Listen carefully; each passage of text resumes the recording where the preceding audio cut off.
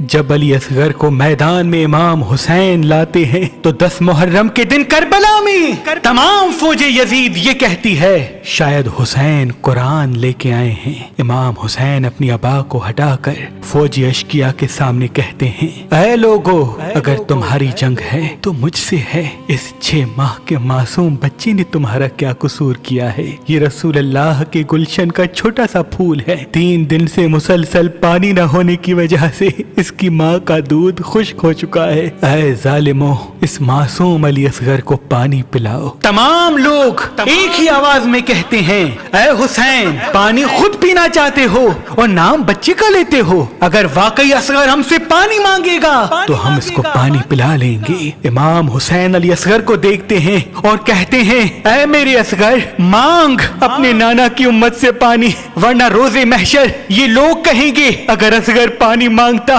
تو ہم اس کو پلا لیتے۔ علی اصغر تمام لشکر کی آنکھوں میں آنکھیں ڈال کے کہتے ہیں اے میرے نانا کی امت، میں تمہارے رسول کا نواسا ہوں، مجھے تھوڑا سا پانی دے دو۔ تاریخ نے لکھا علی اصغر کی آواز میں اتنا درد تھا کہ فوج یزید ہلنے لگی۔ اتنے میں عمر بن سعد کہتا ہے اے ہرملا، دیکھتا کیا ہے، اصغر کا نشانہ لے اور تیر چلا، ایسا نہ ہو کہ اصغر پھر سے پانی مانگے اور فوج یزید بغاوت پہ اتر آئے۔ بس وہ تیر جس سے جانوروں کا شکار ہوتا تھا علی اصغر کا نشانہ کر کے مارا گیا۔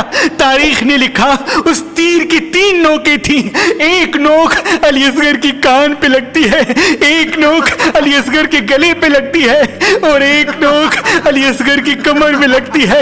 تیر اتنا وزنی تھا کہ علی اصغر کو چیر کے امام حسین کے بازو پہ آ لگتا ہے۔ علی اصغر کے جسم سے تھوڑا سا خون نکلتا ہے، تھوڑا سا ماں کا دودھ نکلتا ہے۔ امام حسین علی اصغر کو دیکھتے ہیں اور آسمان کو دیکھتے ہیں، چاہتے ہیں کہ علی اصغر کا خون آسمان کی طرف رواں کرے۔ آسمان روک کے کہتا ہے اے میرے غریب امام، اگر خون اصغر ہماری طرف بھیجا تو قیامت تک ہم پانی نہیں برسائیں گے۔ امام حسین چاہتے ہیں کہ خون اصغر کو زمین کے حوالے کرے۔ زمین رو کے کہتی ہے اے میرے امام، اگر اس معصوم کا خون ہم پہ گرایا تو قیامت تک ہم اناج نہیں اگلیں گے۔ امام حسین اپنے چہرے پہ علی اصغر کا خون مل لیتے ہیں اور اللہ سے کہتے ہیں اے اللہ، میں روز محشر ایسے ہی تیرے پاس آؤں گا اور کہوں گا میرے اصغر کا کیا قصور تھا جو اس کو 3 دن کا پیاسا کر کے شہید کیا گیا۔